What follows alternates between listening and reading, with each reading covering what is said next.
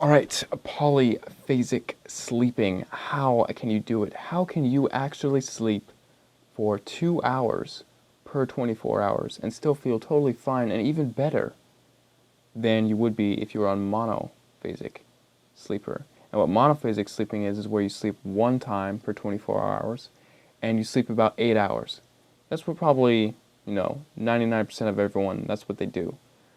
But polyphasic sleeping is where you get your sleep in through multiple naps. So right now I'm experimenting. I'm trying to figure out the Uberman sleep cycle, and what that is where you can actually sleep.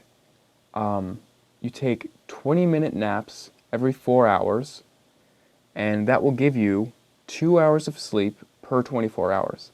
So as you can see, you save a lot of time. When you're on monophasic sleep, about 2/3, or maybe a third of your entire life, you're sleeping. You're unconscious for a whole and for about a third of your entire life, because you sleep 8 hours.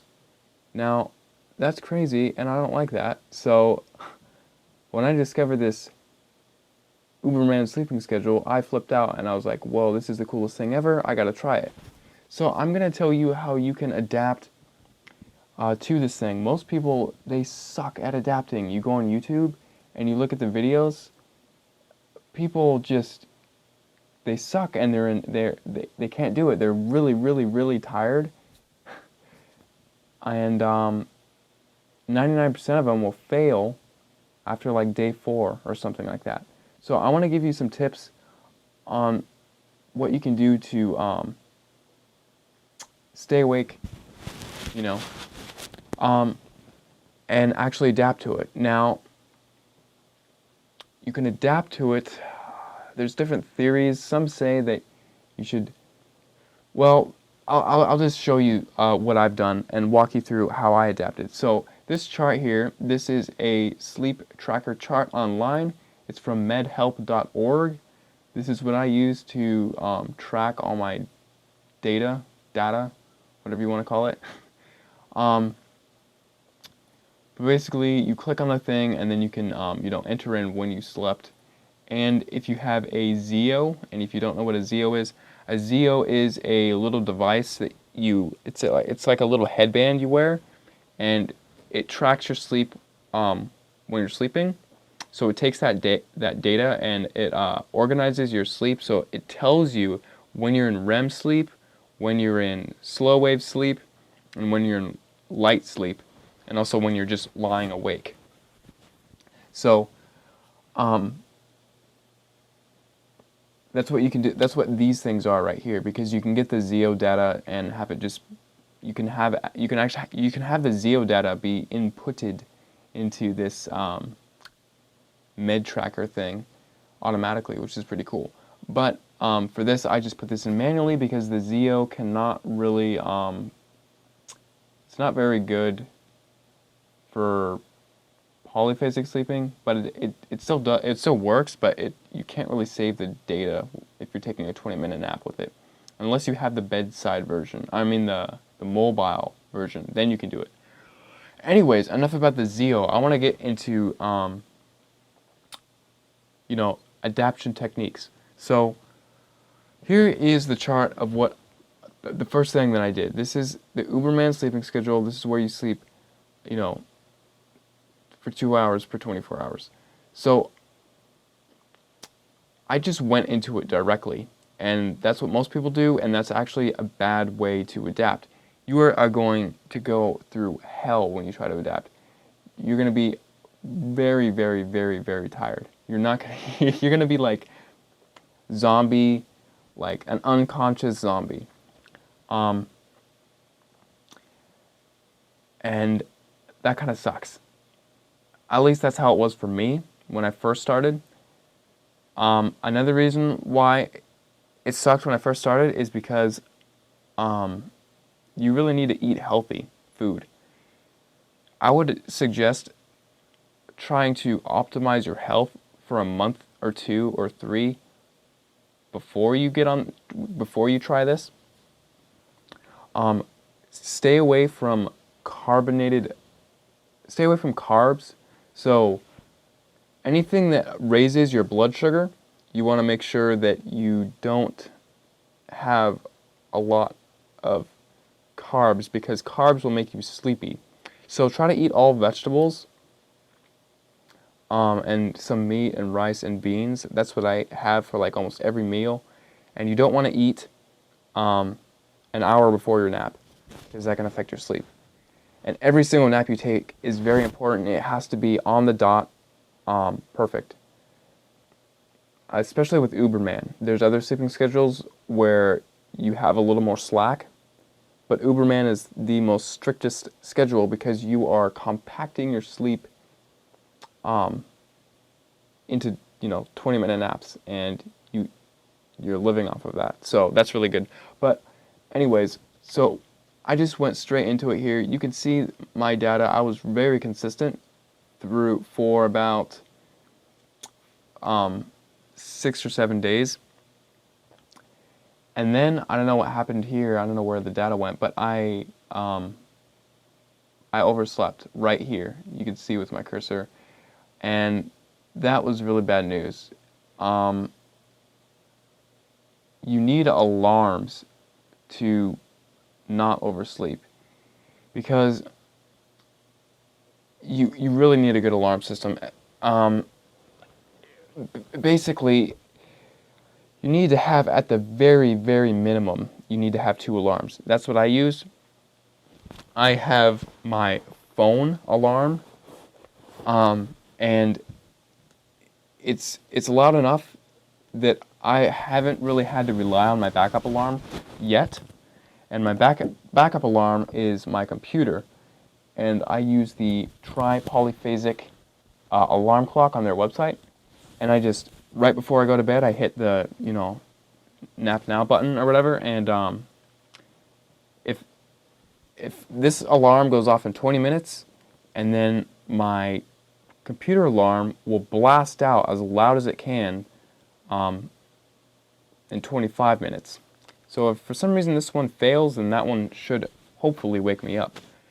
But if you're in zombie mode, if you're deprived of slow wave sleep,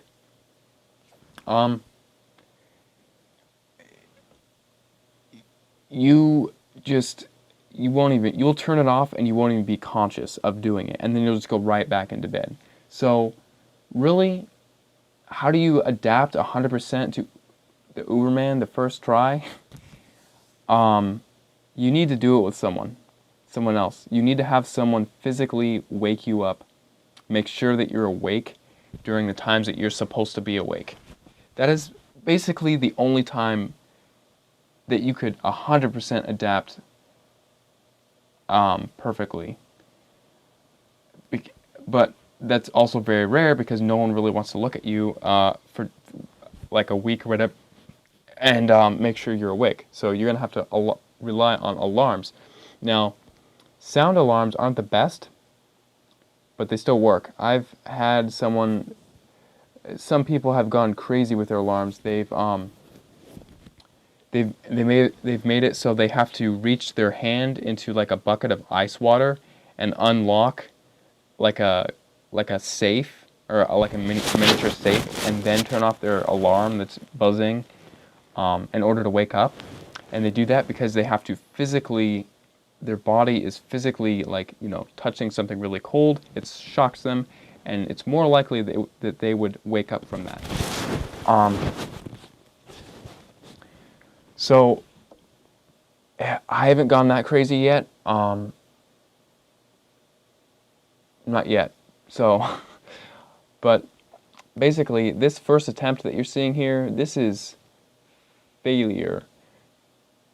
Because even though the data looks really, really clean and efficient right here, I only had one little oversleep right here. I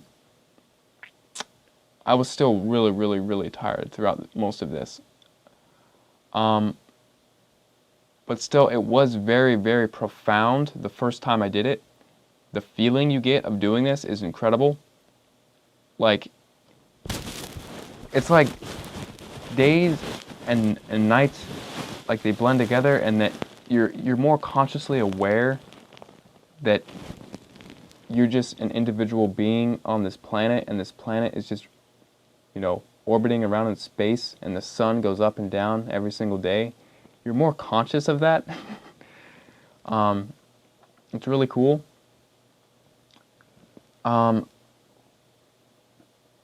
It's like half, and you're also more conscious that half the world is unconscious half the time. And what I mean by that is, everyone is sleeping for about half of their life, or a third of their life, or whatever.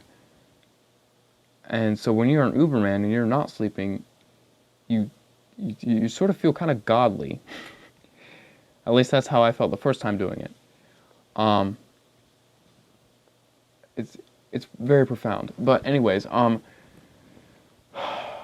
back to this.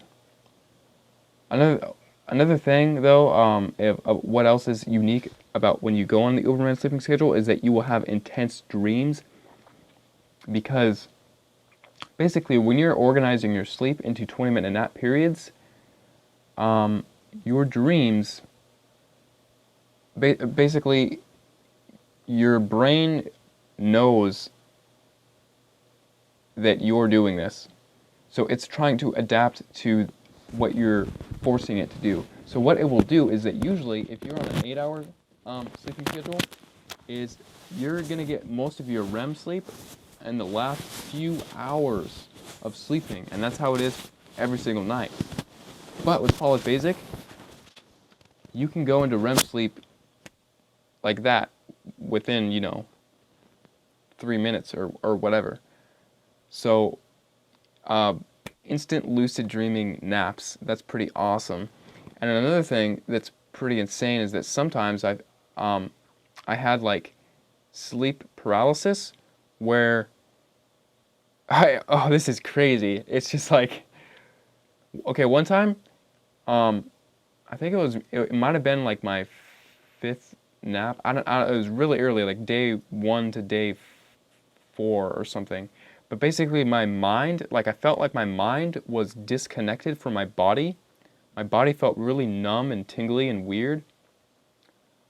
I mean, I could kind of still feel it, but it felt like my mind was disconnected from my body.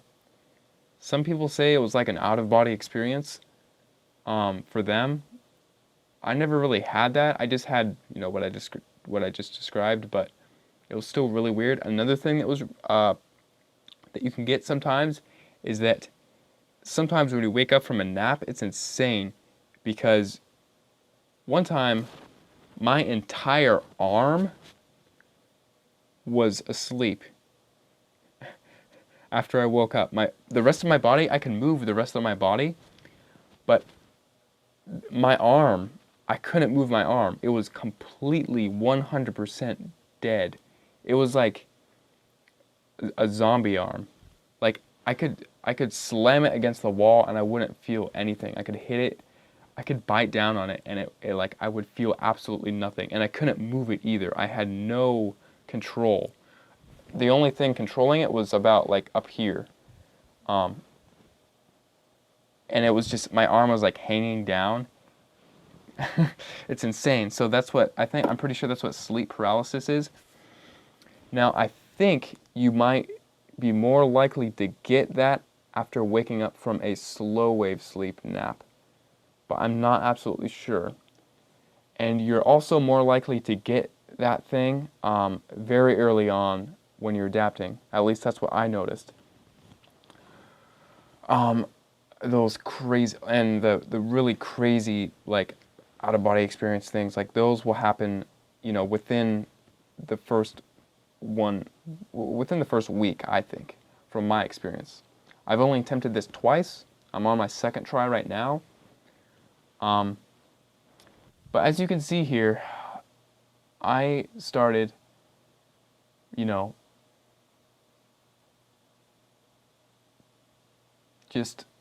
I just went straight into it. And there's another method, a new method that makes it much easier, and you are much more awake. And I'm going to share that method with you in a few minutes. And most people aren't even aware of that. So when you see a bunch of people on YouTube failing like terribly at this Uberman sleeping schedule thing, it's because one, they're probably not healthy. They're probably not eating healthy food. They're probably eating like ice cream and bread, a lot of bread. It sucks because I love bread, but I can't eat bread when I'm on this thing. Like not a whole lot of bread anyways. What I will do is I'll eat more of my carbs during the day when I'm awake, like really awake, and then when it hits, like 5 a.m., then I would eat more vegetable things. And you can see here that normally, right here, this is my normal sleeping schedule. These logs right here, and that's basically, if you move that over here, the same hours that you would usually sleep on a monophasic schedule, those hours are going to be your most weakest, tiredest hours. You'll still be awake, but it's going to be challenging to stay awake. Sometimes it's so challenging that you won't even care anymore. You're just going to go into bed and crash. And that's what you really want to try to avoid. Because crashing, the theory is that it basically kind of negates all the progress that you've worked up to. So if I was going along and I hit day 4 or something, and then I had a big, huge crash here, and I slept for several hours, that is going to pretty much negate everything that I just did, because when you're trying to adapt to the Uberman, you're trying to adapt as fast as possible. So you're going to go through some sleep deprivation, which is necessary, and it's not bad. I mean, sleep deprivation is equivalent to getting hungry and eating food. You have to go through it, but once you finally adapt, you won't feel sleep deprived anymore. So basically, you basically have to make it, this ranges for every different person. It's different for every person. But basically, I would say day 10, if you can make it past that threshold of staying awake, and you stay on schedule absolutely perfectly, you do not oversleep, that is going to ensure that you are going to be adapting properly. Because what you don't want to do is oversleep, nap for a day or two, oversleep, nap for 3 or 4 days, have another oversleep, and then do some more naps and then oversleep. You won't adapt doing that. You will feel tired. That's what some people do, and that is not how you adapt. That is not correct to do that. So do not do that. That's the current dominant theory anyway. So yeah, just stick on schedule, just stick to it as much as you can, and do not oversleep. And if you oversleep, it's going to suck if you do that, because like I said, it sort of negates everything. So if you do that, I would just quit. At least that's what I did my first time. I'm not doing that this time, because what I'm doing this time is I'm going to give myself 30 days.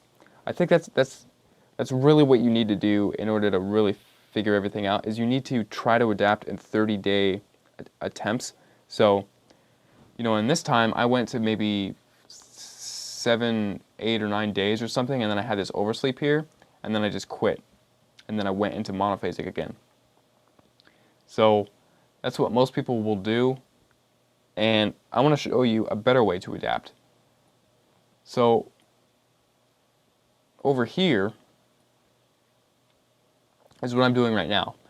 Now this is called NAPTATION. So the theory is that this is the most efficient, easiest way to adapt to the Uberman cycle.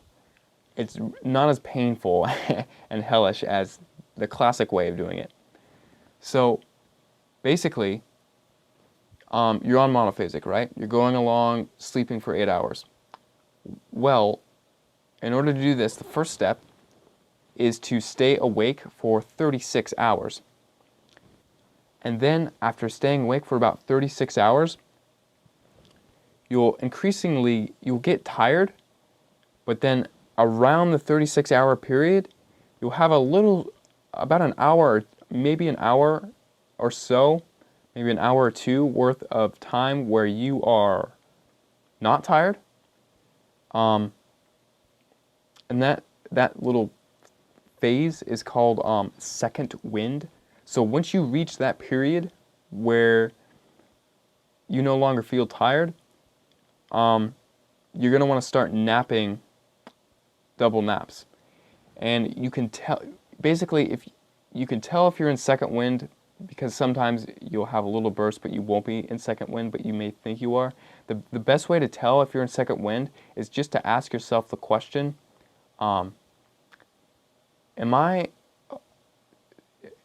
could I take a nap right now if I tried to and still actually go to sleep? And if the answer is no, then you should take a nap. You should go when you're awake. So it may seem kind of funny, but that's the way you do it. So, and I'm gonna have links for everything that I'm talking about. There's gonna be links down below. So look at all that stuff down there, and just study the crap out of this before you actually do it. So, that's the first step, is stay awake for 36 hours. Once you reach 36 hours and you're in second wind and you feel energetic or not sleepy, start napping. And now you're going to want to start napping every 2 hours and 40 minutes. That's not 4 hours, like I said before, because what we're going to do, what NAPTATION is this process that most people don't do this. But this is a really good step for increasing your chances of adapting. So, okay, so basically, okay, after you hit that period and you're in that 36 hours, you're going to start napping for 2 hours and 40 minutes. And that process that you go through when you start napping for that amount of time is that we're basically we're almost doubling the nap time. So it's gonna get you in a state where you're gonna get sleep in. It's gonna be easy because you're getting more sleep than you would if you were on full Uberman, and it's also easy because we're doubling the amount of naps. So you're gonna get you're going to learn how to nap for 20 minutes during this period, which is very, very helpful. With Uberman, I remember when I tried Uberman the classic way, where you directly go into Uberman and you nap for 20 minutes every 4 hours. Sometimes you might go through a nap and you didn't really sleep very well. And that's going to really affect your other naps, because every nap in Uberman is very critical that you sleep through it.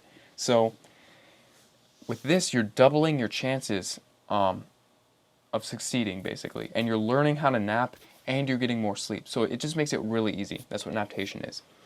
And you're going to want to go through NAPTATION for about 3 or 4, maybe 5 days or so. I have the specific instructions for this entire adaptation plan, and I got these. This idea was presented by a user named ForeverNade in the Polyphasic community. So these are his ideas, but I'm using them, and they seem to work well for me when I did it. So yeah, you're going to want to start napping every 2 hours and 40 minutes for about 3 or 4 days. You're going to be learning how to nap. It's going to be really good. And then you're going to want to cut and go into straight Uberman. Now, the specific times you want to nap, I've listed them in the link below, so make sure to click that link. But after you're done napping, for that amount of time, you're going to want to go into the full Uberman. Now that is where you nap 4 hours and every 4 hours for 20 minutes. Now that it should be much easier to do after you've had that naptation period. So, and now you can see here my data. I did 3.5 days worth of sleeping for the naptation period. And then right here, I switched to Uberman. Now, I did make a little mistake right here. I've made about 3 mistakes. First of all, I overslept on the second day. And second of all, something happened here where I had to miss the regular Uberman nap. So what I did is I went back to NAPTATION, the NAPTATION map, just for, 2 naps, and then I went back into Uberman again. So, yeah, you can do it that way. Okay, so, sorry if I'm only going to do this in one take. I'm not going to edit this video because, so right now everything is just kind of theoretical. I'm not claiming to have adapted 100% yet. But I do believe that I can do this better than some people I've seen on YouTube, and that's why I'm trying to help people so they can adapt faster and easier. Okay, so 3.5 days I was on adaptation. Then I switched to Uberman, and after about a month, you should be. Well, first of all, let me tell you some things that might happen. That might freak you out, but don't worry, because they're normal. You're going to get really cold. I forgot why, I can't really think right now, but you're going to get really cold. So what you're going to want to do is just maybe work out and turn the heater on and put a bunch of sweatshirts on. And what you can also do to warm up is that there's this oil called MCT oil. Or maybe it's MTC oil.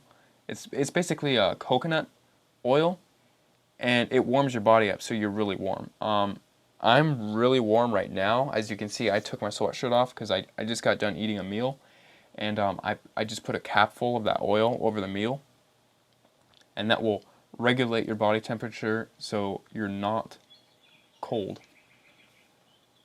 And you can see that I don't know if you can hear that, but that was an alarm. I have my alarm go off, in periods of time, because sometimes you'll go to bed and you won't be aware that you're sleeping, and you're going to want an alarm to wake you up, whenever you can. So,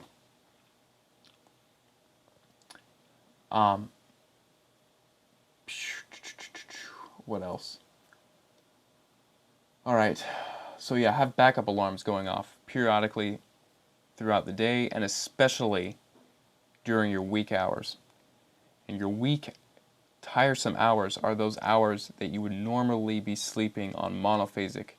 But, Alright, so 3.5 days, and then I switched to Uberman, and then I had an oversleep.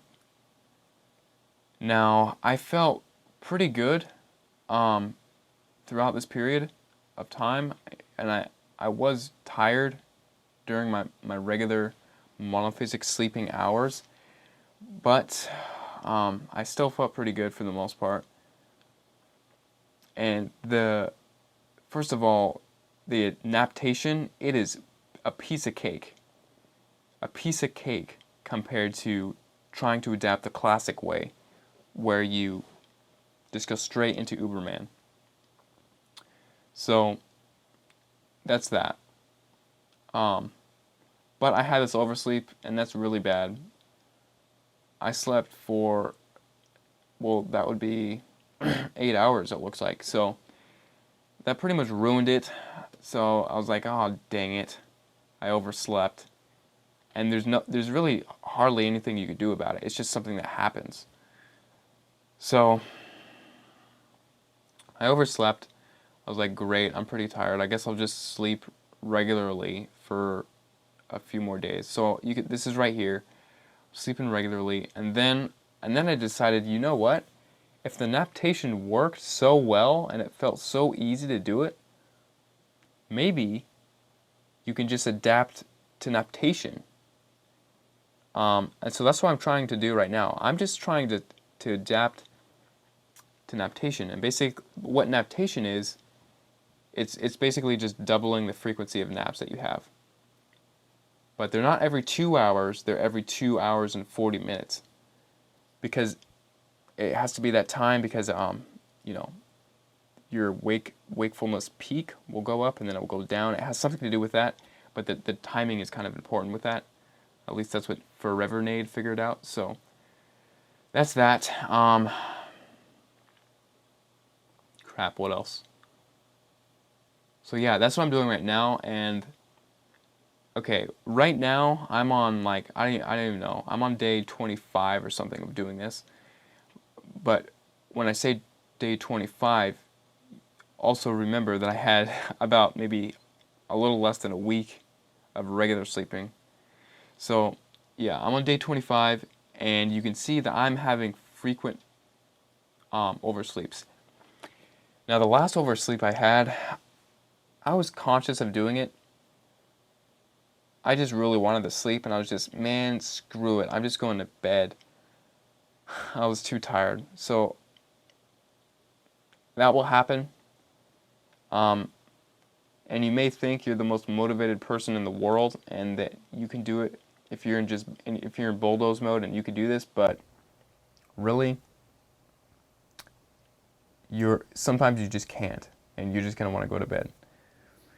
So the last oversleep, I probably could have avoided it, but I was just so tired, I just said, screw it, I'm just going to kind of sleep around for a little bit. And I kind of dozed off, for around 6 hours or so.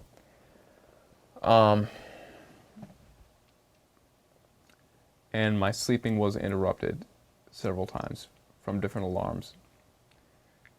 So that's what that is. But yeah, this has been a half an hour. That's too long for the majority of people watching YouTube videos.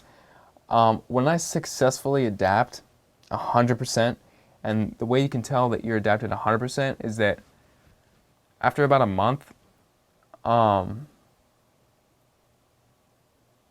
you should feel awake during all periods of time. So throughout the entire 24 hours, you should feel really awake. When you're adapting, you're going to feel tired during your tiresome hours, like I said, during the times that you would normally be sleeping. And those times are tough. You really have to force yourself to stay awake. So you're going to want to exercise right when you wake up, or usually when I wake up, sometimes I'll eat a meal first thing. That's always when I eat my big meals, first thing right after I wake up, because then it gives me time to digest all that food, and so I can, it's safe for the next nap, because you don't want to be digesting food when you're sleeping, because when you digest food, your body shuts down and it only focuses its energy on digesting the food, so you get tired. So if you're really tired and you're sleeping, it's going to increase your chance of you wanting to oversleep, going to slow wave sleep, and you're going to get screwed. You're going to oversleep and screw this up. So it's not what we want to do. So yeah, basically, what are some of the tips? You have to eat healthy. That's important. It's going to be much harder if you don't. You have to stay awake. Talking will help you stay awake. Exercising will help you stay awake. And not sitting on your bed. Do not sit on your bed or lay down on your bed and think, I'm just going to lay down because it feels good, but I'm not actually going to go to sleep. Don't do that because you will go to sleep. Your bed, you have been conditioned from birth to think that your bed, just think of the association, okay? Bed, 8 hours of sleep. That is not what you want to associate here. And so I'm sleeping on my bed because I really want to do that. I don't really want to, but a lot of people, they'll sleep on the couch because you don't have that 8 hours of sleep association tied to the bed that you've had that association for your entire life. You don't have that association with the couch or the floor or something like that. So people will say, you will hear people say that sleeping on a couch is much easier to wake up. So you might want to try that, and I would recommend doing that, especially for the hours that you're most tired. And for your regular naps, it probably doesn't matter too much. But yeah, like so far, the naps I've been taking, I think I feel pretty good for the majority of them. Some of them I feel absolutely fantastic when I awake from them. They're just phenomenal. You feel wide awake, your mind is very, very clear, and those are usually the REM naps that you wake from. And I have that zeal thing that goes around my head, so I can tell if I just had a REM nap, a light sleep nap, or if I didn't hardly even nap at all. So that's really nice. Okay, so yeah, that's basically all I have to say right now. I'll leave links to all the significant stuff if you want to try adapting to the Uberman schedule. I'm not trying out Everyman yet. I don't even really want to think about that right now. I just want to get through Uberman and just know that I can successfully do it. But the Uberman schedule is, you really can't have an active social life when you're on Uberman, so it's really good for people who are like self-employed, working from home. It's perfect for those type of people because you can spend a lot of time on your business, and you can also do other things outside of your business too, which is finally, it's like really nice to do. Play video games, whatever. And the Everyman schedule is more, you get a little bit more sleep, but the schedule is just more, you can have more slack with that schedule. You can't with Uberman. Uberman's very strict, but with Everyman, you basically have a core sleep, so a long period of sleep, maybe 3 hours, and then you have 3 naps. And you can move around the naps much more on that schedule. You can't move around naps at all with Uberman. And also remember that you really want to stay hydrated. And you can eat. I don't know how often you should eat. The first time I was doing my adaptation plan, is I was eating after every single nap, a regular meal after every single nap, and I'm not sure if that helped me or hurted me or if it had no effect at all. I'm not sure. But I'm a really, really, really skinny, tall guy, so I was trying to gain weight by doing that. I'm not sure if it helped, but oh yeah, that's another thing, that if you your gut and your digestive system, it's gonna feel like a bunch of gears are sort of just grinding up in your stomach the first week when you try this. So keep that in mind. Don't get freaked out or anything. But the first week you do this, that might happen. It might kind of hurt a little bit. You're going to get cold, and your immune system is going to be weak, especially if you don't eat healthy. So eat healthy, and that way you can avoid, more of that. Yeah, some people will go on this and they get sick, and they think it's all weird and it's a scam. But in reality, they're just not eating healthy, So, and that will only last about a week. After about a week, things should start clearing up, hopefully. And after about a month, things should really start clearing up. So give yourself, I would say the first attempt, I would say for any attempt actually, give yourself 30 days and just do it as best as you can for 30 days. But if you have an oversleep, that's really bad. So really do not try to oversleep. I'll link some links down below in the description, and you can click on those and do some more further research. I will probably make another polyphasic video once I have successfully adapted 100%. Right now I'm not that confident to say that because I'm still feeling tired during my weak hours. So on Uberman, you get about 2 hours of sleep per 24 hours. On the NAPTATIon plan, which is a new thing that I'm sort of experimenting with, you get about 3 hours of sleep, which is still phenomenal. And on Everyman, you get about 4 hours of sleep, but you have more slack with Everyman. That's why it works for regular people more than Uberman does. Oh yeah, your bed, sleep with the light on. Always do that. And when you sleep, there's basically 2 ways that you can sleep. You can sleep with wearing a sweatshirt and a hood covering your eyes, or you can get a sleep mask. And there it is.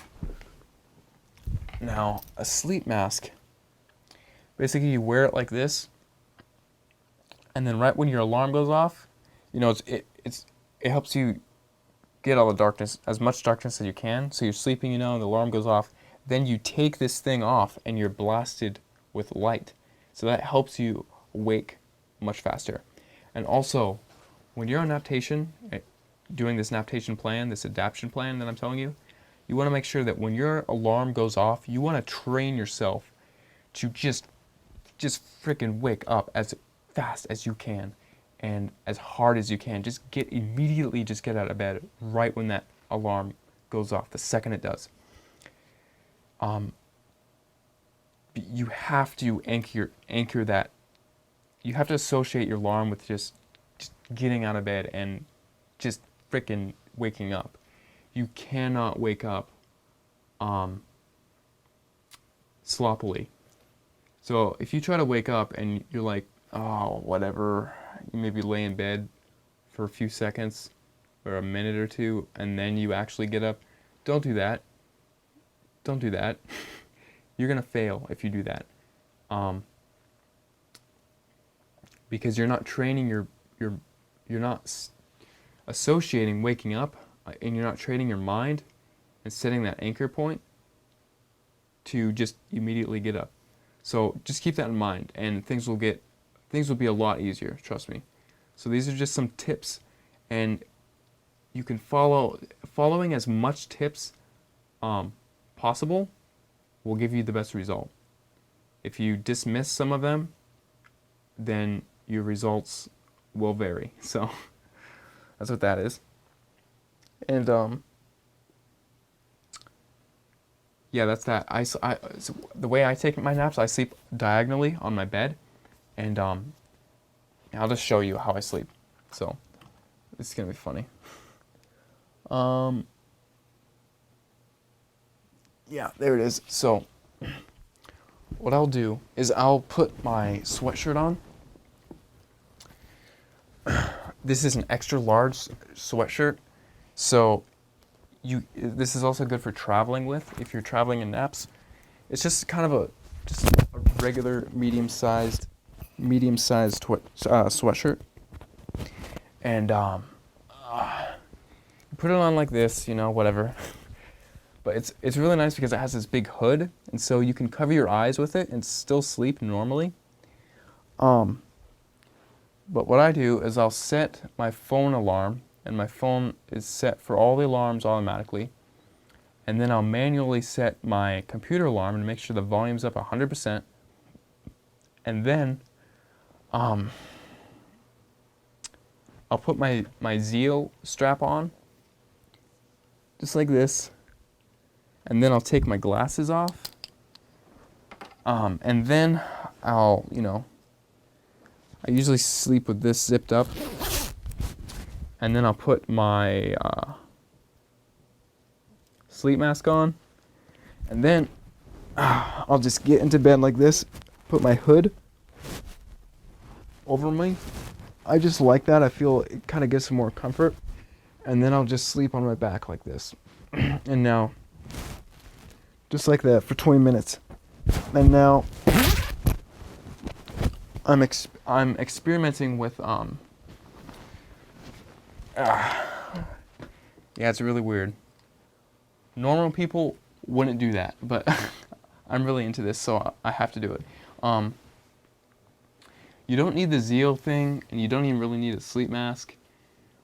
The first time I tried adapting, I slept with, I don't even think I even had a hood. I just slept with the light on. It's important that you sleep with the light on because, again, you can wake up much faster with the light on because your body's darkness is associated with sleep and your body is trained to go to sleep when it's dark. So always have the light on at all times. And I usually sleep on my back most of the time, but I'm experimenting with starting off sleeping out on my back, and then I'll kind of sleep down on my belly and my head sideways. I think that's gonna be kind of necessary.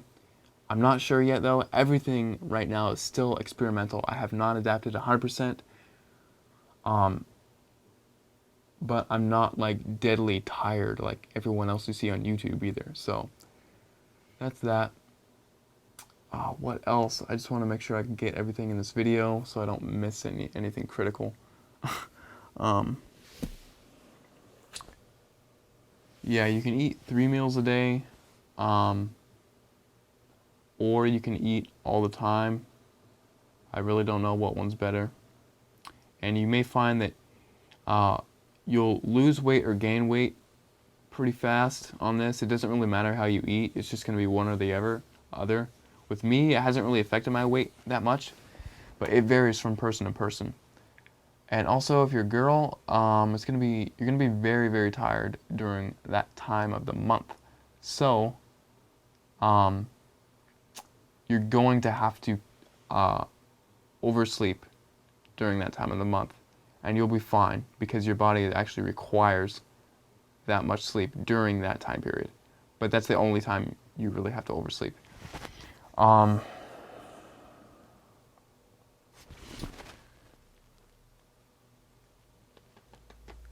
Yeah, that's that. And I have a stand-up computer desk. So on my computer, I'm constantly standing up. Because that's basically what I do 24/7 basically is I'm on my computer. So your feet are gonna get really kind of sore for about the first week or two. But after the first week or two, you'll probably get used to it. And, your legs and feet, they won't be as tired. But if you're on the computer all the time. So, if you have a stand-up desk, that's good because standing up, it's easier to stay awake when you stand up. If you're sitting down, that encourages that you sleep. And that's bad. So you want to go half and half. So, your legs aren't about to fall off, but so you basically want to lay down horizontally, you want to sit down, and you want to stand up. You want to get the whole range of physiological positions. And crap, I was going to say something else, but I forgot what it was.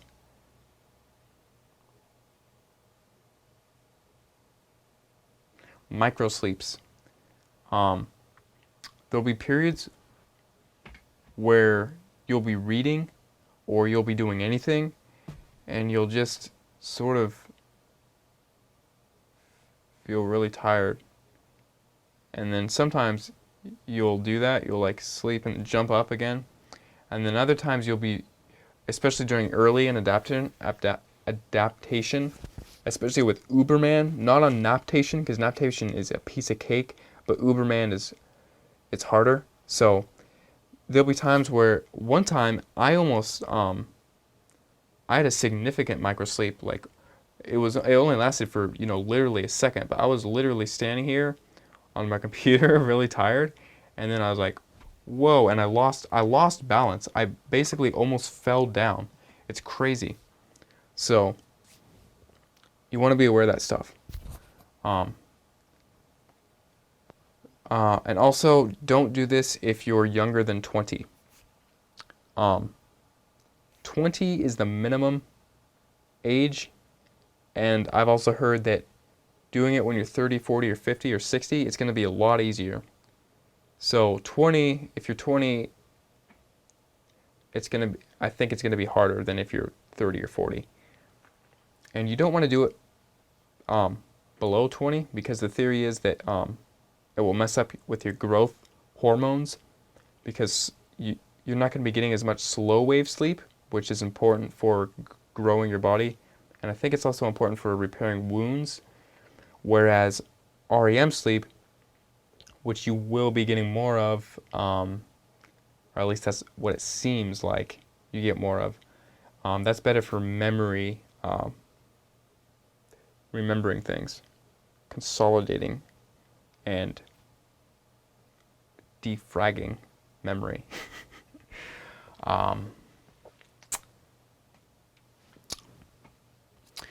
So yeah, it's going to be pretty hard, the first month, but after the first month, you hopefully will be adapted, and you know that you're going to be adapted when you're not tired at all for 24 hours, and you're just going and going, and you're not tired, you're awake, you have energy, you'll feel great too.